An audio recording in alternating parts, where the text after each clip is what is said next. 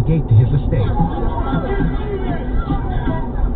Video on social media shows Mark McCloskey pointing an AR-15 style rifle and Patricia brandishing a handgun. Mark shouts at protesters as some in the diverse crowd urge the group to ignore them and move on. Police say they're investigating the matter as trespassing and intimidation by assault against the couple. Protesters were on the way to the home of St. Louis Mayor Lyda Crewson, demanding she resign for publicly revealing names and addresses of people who support defunding the police.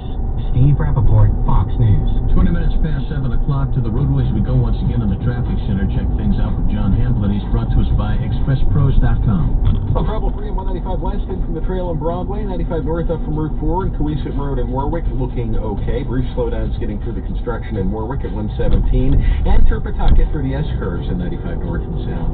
With your southern New England traffic, I'm John Hamblin. Looking for an easier way to find your next job? It's time to get to know Express Employment Professionals. Visit ExpressPros.com to find one of over 830 locations to help support your workforce needs. Here's the forecast with Storm Team 10 meteorologist Christina Ernie. Today is a mostly cloudy day with highs climbing into the upper 70s. An isolated shower is possible before noon, then scattered showers and thunderstorms pick up through the early to mid-afternoon. Wednesday, a mix of sun and clouds with temperatures in the middle 70s and a few isolated storms. I'm Storm Team 10 meteorologist Christina Ernie on News Radio 920 and 104.7 FM.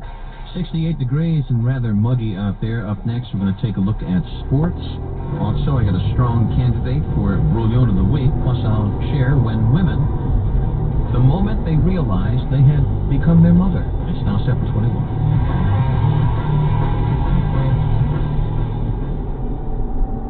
Now, the Rush Limbaugh Update, proudly sponsored by Mike's Professional Tree Service. An 8th grade student in New York City has written an op-ed in the New York Times that I cannot believe they ran.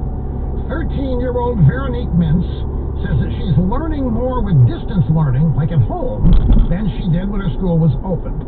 Now, she says that before the coronavirus lockdown, she had to put up with other students talking out of turn every day. They destroyed classroom materials, openly disrespected the teachers. They blurted out answers during tests. She says that other students regularly pushed and kicked and hit each other, and that was life in her middle school every single day. Now, she wrote about the problems with so-called collaborative learning, which she says accounts for 80% of classroom work in her school. It's done in groups. Dedicated students have to try to make the unmotivated kids finish assignments and behave. But distance learning has allowed Ms. Mintz to take control of her own studies. She can now focus on her work and is not being held back by the losers. Ms. Mintz, I want to thank you. You have single-handedly explained why so many parents in New York and in other blue cities want school choice.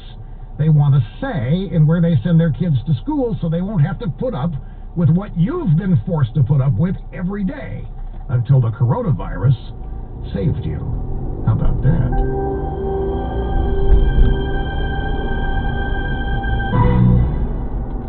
Folks, it is once again my privilege to join Mahindra in honoring those who have so bravely served our country. It's time for the 7th annual Mahindra